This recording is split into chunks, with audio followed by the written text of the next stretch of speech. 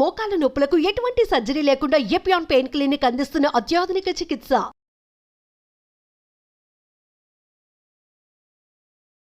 Suman TV ప్రేక్షకులకు నమస్కారం. నా పేరు doctor Mohan Vamshi, chief surgical oncologist, Omega hospitals, Gachibowli, Hyderabad. South ఇండియాలో దక్షిణ భారతదేశంలో అత్యధికంగా కనబడే క్యాన్సర్ స్త్రీలలో ఈ గర్భసంచి ముఖద్వార క్యాన్సర్ అండి. ఈ గర్భసంచి ముఖద్వార క్యాన్సర్ లేదా సర్విక్స్ క్యాన్సర్ అంటాము.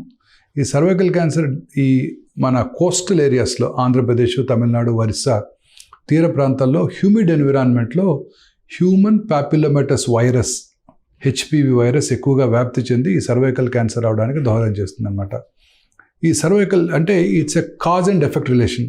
Human papilloma virus HPV virus infection వల్ల సర్వైకల్ క్యాన్సర్ వస్తుందని సైంటిస్టులు ఖచ్చితంగా నిర్ధారణ చేశారు. ఈ repeated attacks human papillomatous virus HPV virus infection వల్ల ఈ క్యాన్సర్లు వస్తుంటాయి అన్నమాట. మామూలుగా మనకి వైరల్ ఇన్ఫెక్షన్ వచ్చింది అనుకోండి, ఏం చేస్తాం? బాడీలో ఆటోమేటిక్గా ఇమ్యూనిటీ డెవలప్ అవుతుంది. లైక్ కరోనా ఒకసారి కరోనా ఇన్ఫెక్షన్ వచ్చేస్తే మనకి వెంటనే ఇమ్యూనిటీ డెవలప్ అవుతుంది. రెండోసారి కరోనా వచ్చినప్పుడు మనం ప్రొటెక్ట్ చేస్తుంది. ఈ హెచ్పివి వైరస్ ఎంత స్మార్ట్ వైరస్ అంటే ఇది ఆ గర్భసంచి ముఖద్వార సెల్స్ లోపల ఉంటుంది. లోపల ఉండటం వలన బాడీ యొక్క ఇమ్యూన్ మెకానిజమ్స్కి అది కనబడదు. అంటే బాడీ తన ఇమ్యూన్ మెకానిజమ్స్ని ఆ వైరస్కి అగెన్స్ట్గా పెంచలేదన్నమాట. సో ప్రతిసారి ఇన్ఫెక్షన్ వచ్చినప్పుడల్లా ఆ ఇంట్రా సెల్యులర్గా ఉంటుంది వైరస్. ఆ తర్వాత ఇమ్యూనిటీ డెవలప్ అవ్వదు. సో రిపీటెడ్ వైరల్ ఇన్ఫెక్షన్స్ వలన ఆ సర్వైకల్ ఎపిథీలియం క్యాన్సర్గా మారుతుంది. సో ఇది కామనెస్ట్ కాదు. సో ఇతరత్ర రిస్క్ ఫ్యాక్టర్స్ చాలా ఉన్నాయి. Generally people belonging to poorer sections of the society, పేదవాళ్ళలో ఈ హైజీన్ అంటే పీరియడ్స్ టైంలో పరిశుభ్రత పాటించకపోవటం వల్ల వీళ్ళలో ఈ క్యాన్సర్ వచ్చే అవకాశాలు ఎక్కువగా ఉంటాయి. వైరస్ ఎక్కువగా వ్యాప్తి చెంది, అలాగే పిల్లలు ఎక్కువగా ఉంటాను. తర్వాత ఇదే కాకుండా కొన్ని రకాల డ్రగ్స్ అంటే ప్యూబర్టీ టైమ్స్లో కొన్ని హార్మోన్ డ్రగ్స్ తీసుకునే వాళ్ళు కూడా ఇది కామన్గా చూస్తుంటాం. So generally poorer sections of the society ఎక్కువగా చూస్తుంటాం. సో అందువల్ల చాలాసార్లు లేట్ స్టేజెస్లోనే వీటిని కనుక్కోవడం జరుగుతూ ఉంటుంది. ఈ సిమ్టమ్స్ కూడా చాలా సింపుల్గా ఉంటాయండి. చాలామంది అశ్రద్ధ చేస్తారు. అంటే వైట్ డిశ్చార్జ్, అది చాలా కామన్గా స్త్రీల్లో చూస్తుంటాం. వైట్ డిశ్చార్జ్, అలాగే బ్లడ్తో కూడిన డిశ్చార్జ్. చాలాసార్లు ఇది పెయిన్లెస్గా ఉండటంతో చాలామంది స్త్రీలు నెగ్లెక్ట్ చేస్తుంటారు ఈ సిమ్టమ్ని.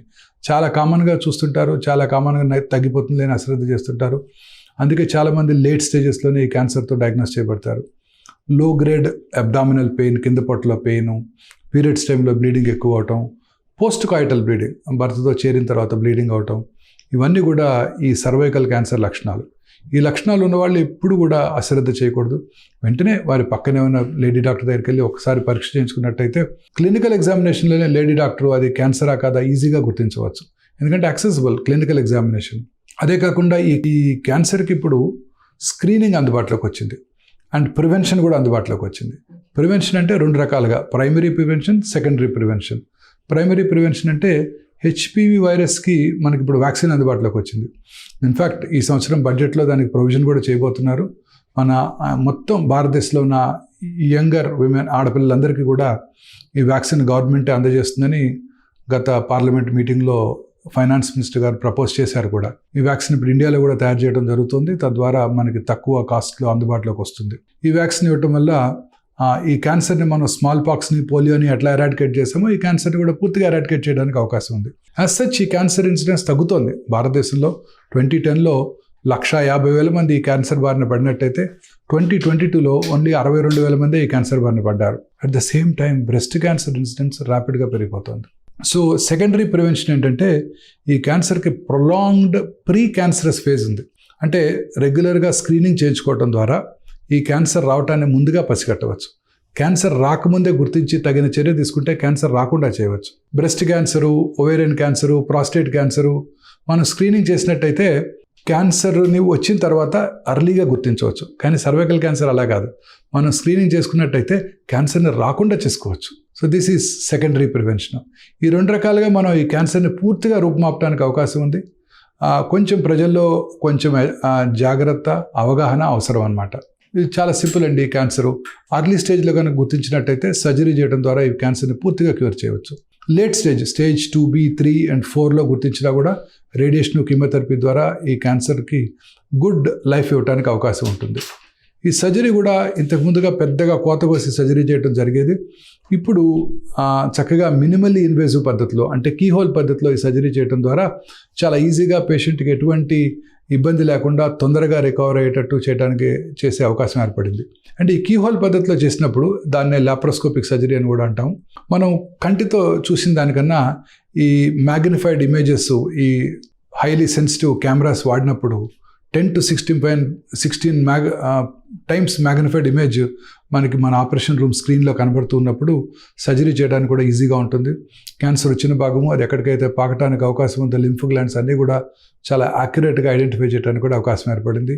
తర్వాత పోస్ట్ ఆపరేటివ్ కాంప్లికేషన్స్ కూడా పూర్తిగా తగ్గడానికి కూడా అవకాశం ఏర్పడింది. సర్వైకల్ క్యాన్సర్ని మనం లేట్ స్టేజ్లో గుర్తించినప్పుడు స్టేజ్ 2B, స్టేజ్ 3, స్టేజ్ 4లో రేడియోథెరపీ, కీమోథెరపీ ఇవ్వడం ద్వారా మనం పూర్తిగా వాటిని కంట్రోల్ చేయడానికి, చాలా సందర్భాల్లో క్యూర్ చేయడానికి కూడా అవకాశం ఏర్పడింది. ఇప్పుడు ఈ రేడియోథెరపీలో అనేక రకాలైన న్యూవర్ చికిత్సా పరికరాలు మనకు అందుబాటులోకి వచ్చాయి. ఈ రేడియేషన్ చికిత్సా పరికరాల్లో అధునాతనమైన ఆర్టిఫిషియల్ ఇంటెలిజెన్స్ అంటే కృత్రిమ మేధస్సుతో పనిచేసే రేడియేషన్ థెరపీ ఎక్విప్మెంట్ ఇప్పుడు మనకు అందుబాటులోకి వచ్చింది హైదరాబాద్లో, భారతదేశంలోనే మొట్టమొదటిసారిగా. ఈ కృత్రిమ మేధస్సుతో కూడిన రేడియేషన్ చేయటం ద్వారా పేషెంట్కి ఎటువంటి సైడ్ ఎఫెక్ట్స్ లేకుండా మనం రేడియేషన్ చేసే అవకాశం ఏర్పడింది. ఉదాహరణకి గర్భసంచి క్యాన్సర్ ముఖద్వారానికి మనం ఇప్పుడు క్యాన్సర్ ట్రీట్మెంట్ ఇస్తున్నప్పుడు గర్భసంచి ముందు యూరినరీ బ్లాడర్ అంటే మూత్రాశయం ఉంటుంది, గర్భసంచి వెనకాల మలద్వారం ఉంటుంది. సో ఇవి రోజు కూడా వాటి యొక్క పరిణామంలో మార్పులు రావచ్చు.